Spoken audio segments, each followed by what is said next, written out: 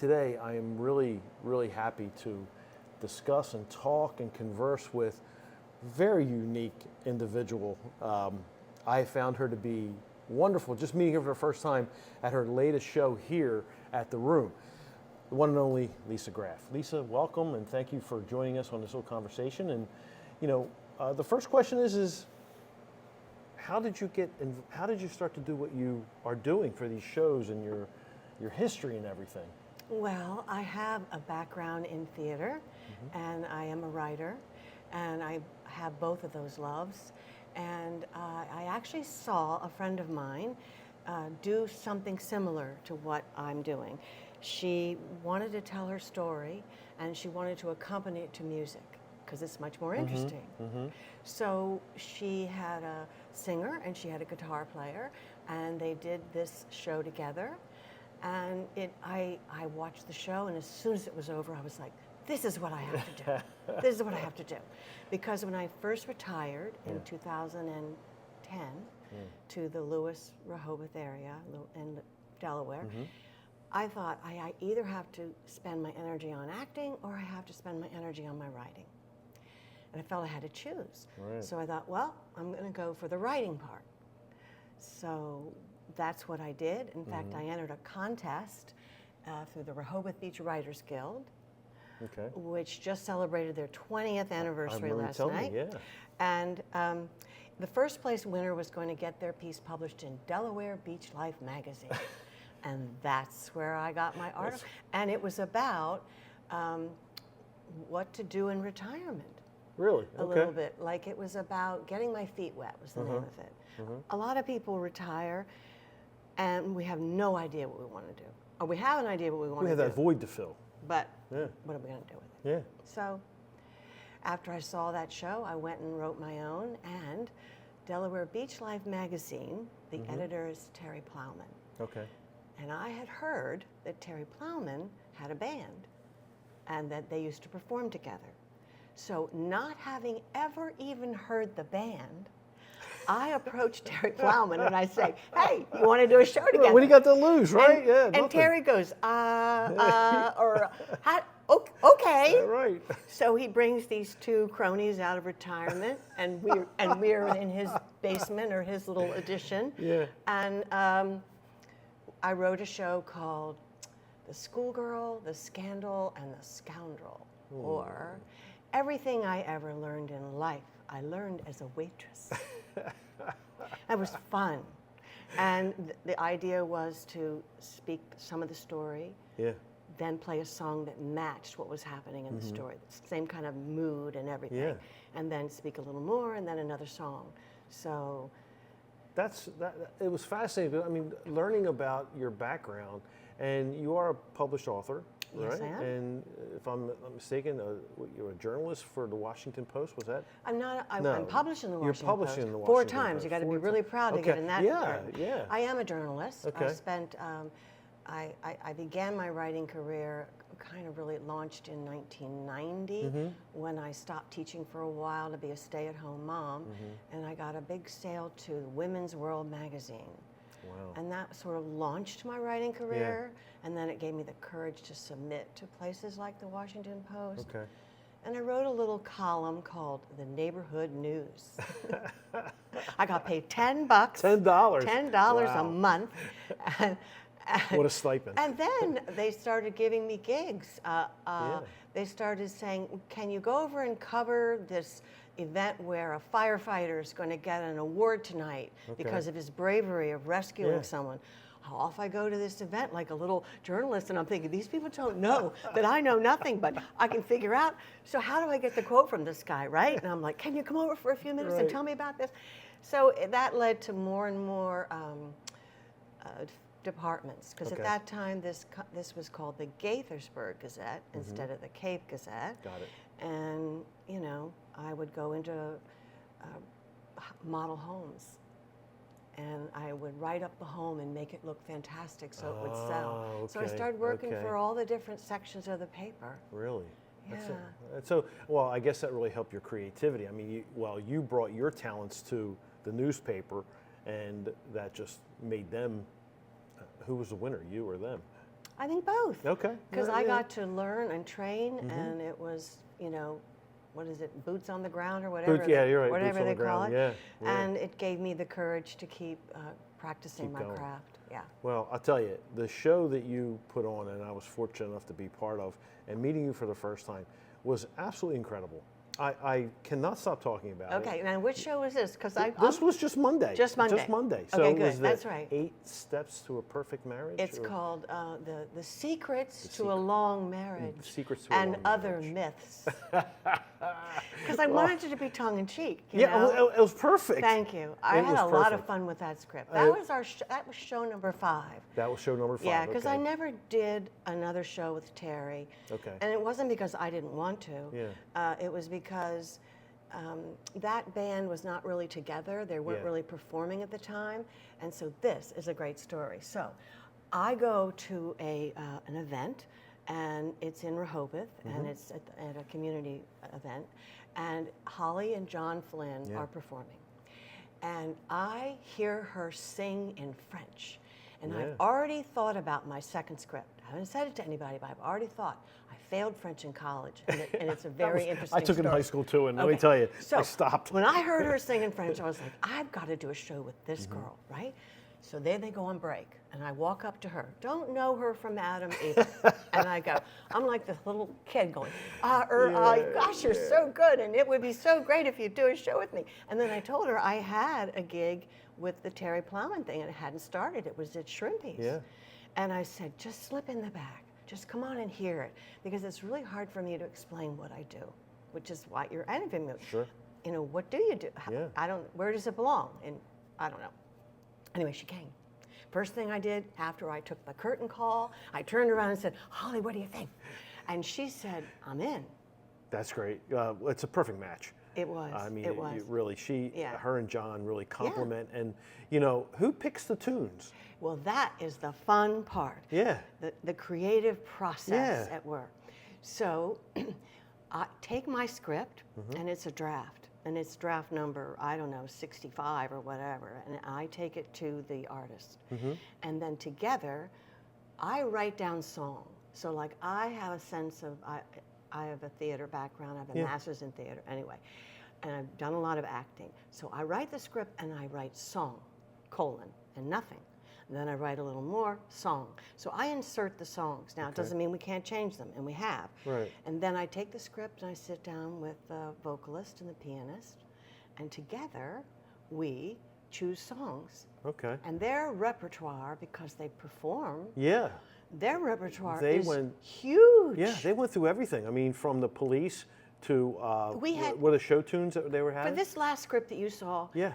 they suggested, we came up with 3 possible songs at every single interval, and we had 12 songs. And we could have had, what's 12 times 3? Yeah. 36. Yeah. I'm so good at math. We could have had that many, and so it's a balance, because I want to figure out, too, as the director of it and the producer of it, how much talking to do Yeah. and how much singing to do to make sure the audience stays engaged. That's true. It was.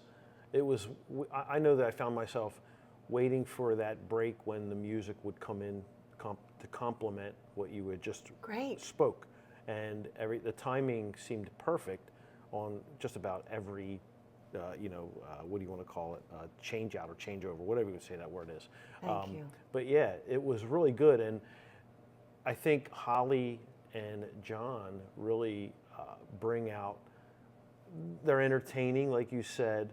They add performers. they're performers, so they really do complement what your words are, and they have their own little way of doing it, which is unique. So you have the moment where you're focusing on them for just a second or two, watching their talents, and then it comes back to you, where you're just going through another paragraph, another story again. So it was so unique. I thought, well, it's almost like a vaudeville situation. Yeah. I would have loved to have been born during that Yeah, era. I mean, the entertainment, the wholesomeness of it I don't all. juggle.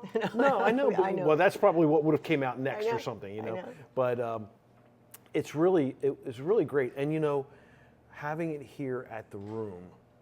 For audience, if you haven't been to the Room yet, you really do need It's to. a perfect venue. It's a perfect venue. It's I a was going to say. perfect venue. Right. It's just the right size for what we do. Yeah. And there's a professional sound man. Yes. I can't Bill. tell you what a difference that's made. Yeah. We actually hired Stuart Vining, who is another accomplished musician in the area, to be our sound man at the very first show when we were over at Shrimpy's.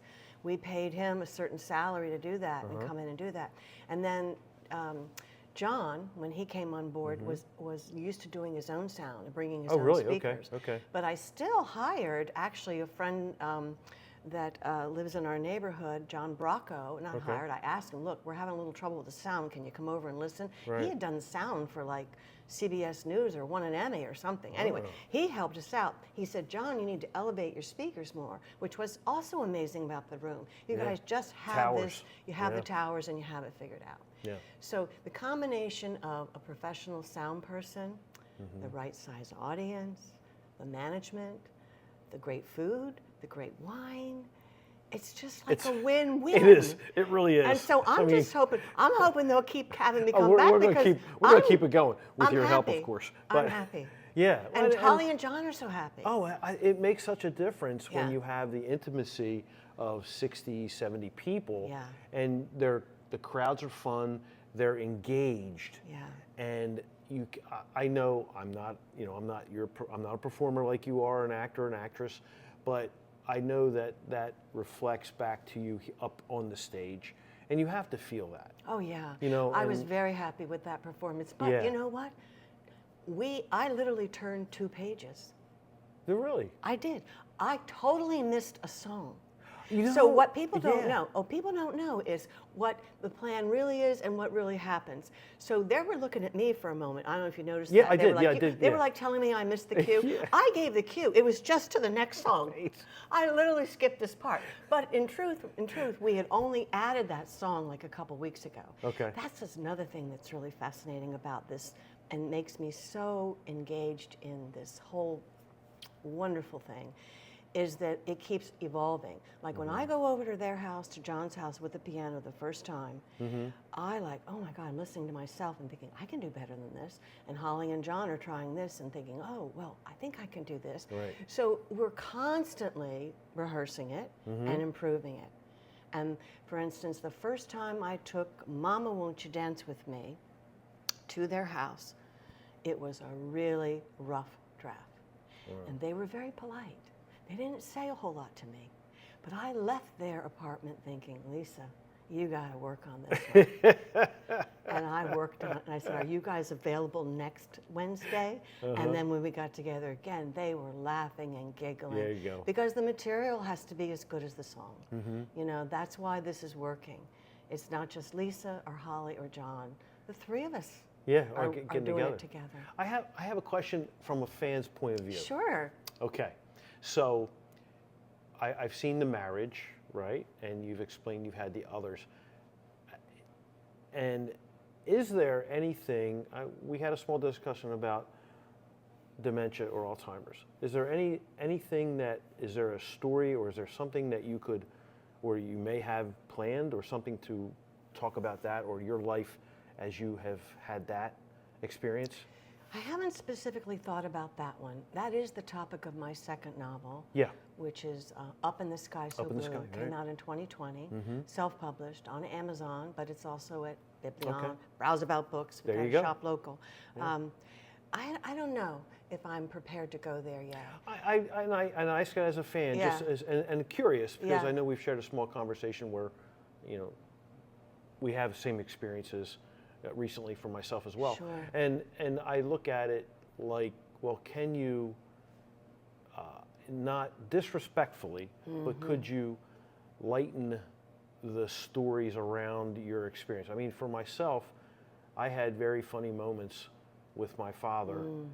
And yet in 2 minutes turn, I would have a very different experience. Exactly. And so those moments where we were lighthearted were genuine and just cherished moments, even though, like, he would tell me, we knew where he was, he knew where he would be, and then it would turn. I totally understand. You know what I mean? And Absolutely. I found it to be really very special. Yeah, it can be like Stories with Maury. something like that. Yeah. It can be. There is an organization that found me because of that novel, and they're called ALZ Authors, ALZ Authors. Okay. And there's like 400 or 50 of us. And they invited me to join the organization, and because what we're doing, I mean, and there's different, I was on a podcast recently called Dementia Spotlight, maybe a year ago now. Okay. See, I say recently, it was a year ago, right? And there's so much out there now for help, for so many resources. I actually have 3 very close friends whose husband or wife is going through this. Yeah. And so I don't know about me for the script with it. I think one of the things I'm trying to focus on is more humor. Yeah, yeah, And yes. so it could be with Alzheimer's, but you got to be very careful. I'd have to be really it careful. takes very good, with that. it takes talent Yeah. to draw something that, and you know, I don't want to get off the subject of everything, because your book, Up in the Sky, you do talk about your time caring. It was for your grandmother. My grandmother. Right. When I was in high school, it was my job to come home and prepare the snack and to play cards with her. And she was in her 80s and starting to develop memory issues. And she had a fall down the stairs, which landed her into a nursing home. Yes. And if you've ever, as a teenager, I was 17, visiting a nursing home, and it left such an impression on me. Yeah. I remember this lady stopping me in the hallway and asking me how the weather was outside. And I wrote a lot of poetry at that time, and I wrote a lot of poems about Alzheimer's and dementia and my grandmother. I don't know, during COVID, we were all kind of trapped. Yeah. Right? No, absolutely. So I thought to myself, well, gee, what could you write about? And I thought I have to write about escapism. So how that happened is, when I was a little girl, I would swing as high as I could on a swing. And I always had this idea, if I swung high enough in the air, I could go to another world. So I thought, well, let me play with this. So I get on the computer, and I have a child, not a further character, and she goes to another world, and the world is called Aurora, and she meets King Oberon. And it's a place of fun and all these characters. And then, of course, I have to figure out, well, where's she going to go? Yeah. The swing is magic. She comes back. After she's been there, she comes back. And then you go into her house through the screen door, Right. and her grandmother has fallen. And this young boy happened to be on a bike and heard her cries for help. And little Tommy comes in and helps her. So I just had so much fun writing that novel, because I was able to deal with the topic of Alzheimer's, have Tommy be the one that gets to befriend the little 9-year-old and go in and play cards with her. And she's really good. And sometimes she beats him. Like you're talking about those good moments. Yeah, right? yeah. So anyway, I'm proud of that work too. And, but I did learn something about being a writer, very much learned something. If your characters in your book are 4th or 5th graders, it's considered children's literature. And I don't write for just a child. When I write a book, same with Find Me Alone, my Find Me Alone was written about an alcoholic father. My father was an alcoholic. Shown number 4, Mama Won't You Dance With Me, reveals that. Because that was my first big sale to a national magazine in women's world. It was called Heaven. Maybe that's what heaven is, a place without alcohol. Okay. Now I'm getting all turned around with all these things I'm telling Well, you. no, I know the audience would enjoy hearing more about it, and of course I'm like just enthralled here for the moment. So I think that's what the answer to your question is. My goal is to entertain the audience, but every single one of my scripts has ended with a message. Yeah. It's ended with something that we need to ponder or think about, you know. And the idea with the marriage script, why I think it worked, all of us are in this situation. A lot of us. We've been married forever, right? And everything they do annoys the heck out of us. And how can I do this? I told so many people about Mondays. And not insult my husband. Well, The first thing you're very good at that. You were like tiptoe, a little bit. The golf was perfect, because I'm back there going, yeah, she never minds me going out and playing golf, and then hitting the 19th hole. And whack that golf ball, right? Go Instead ahead. of whacking Go for it, something Greg, else. go Go for for it. Yeah, yeah. But Yeah, that's the goal. But I need feedback. Like, I love what Yeah. you said to me about you thought it was the nice balance between music and storytelling. Yeah. I know that you're collecting information when you Yeah. have a thing here. What Little can the surveys. restaurant do to improve? But Yeah. the last show I did, I asked Bill if he would tape one. Okay. And I brought him a couple of flash drives, and he taped the show. Did he? So Okay, we're good. going to tape this next one because Okay. I went ahead and mailed it to family members without sharing it with Holly and John. And I want them to sit down with me, listen Okay. to the whole, it's about an hour each show, Yeah. and see what they think. Well, with the audience being full every time, you sell the room out every time you say, I'm here. I don't think there's too much criticism in what you're doing. Thanks. And I don't think you'd get that from anybody. And you know, it really happened because of, again, I'll go back to the Writers Guild. Yeah. You know, here I came down here like a lot of other people, not knowing what I wanted to do with my life. And Mary Beth Fisher had started this guild. And we were maybe 20 people. We are 500 now. It's incredible. And we'd had monthly events. And Shrimpies needed the, just like you need, we need each other. Restaurants and people that perform can need each other. Shrimpies all of a sudden got to serve 90 dinners on a Monday night. Yeah. And they had seen me perform because I was often an MC and I was often a reader. And my goal when I was a reader, you only got 300 words, but my goal was to knock them dead in 300 words. 300 words. That's good. pretty hard to do. It is very hard to do. Mary Beth Fisher would hold you to it because she always wanted to get 9 writers in. But, you know, that's what works. And, yeah, my head is swimming with ideas now. I've already jotted down some ideas about can't wait my to hear next show. And Yeah. I don't know yet, Okay. but I know that You'll keep us all updated, I right? know, because when the other one was still in rehearsal, Yeah. I was writing this one about marriage. I was writing that same script while I was in rehearsal for the other one. I have to keep going. Life Absolutely. is short. It is short. We got to make the best of it. And what is it? You got 5 years left on the contract? Yeah. Yeah. I hope we get them. I hope you get them. I hope we Absolutely. get them. Honest to God, Yeah. that was the bottom line. The That bottom was. line was, you know what? You know, look around. You know, Yeah. there's a lot of never know. people. There's a lot of people that are in worse straits than you are. Always. That is true. Absolutely. So, well, this has been great. And folks, if you haven't, again, we're here at the Room. If you haven't been to the Room, please look up the Room at Paul Cullen's. Paul Cares. Yeah. There's a few websites you can get to. paulcares.org. You can check the schedule for the Room. We have fantastic artists, weekly, monthly, regionally, sometimes nationally, but you have to see Lisa because her show is tremendous.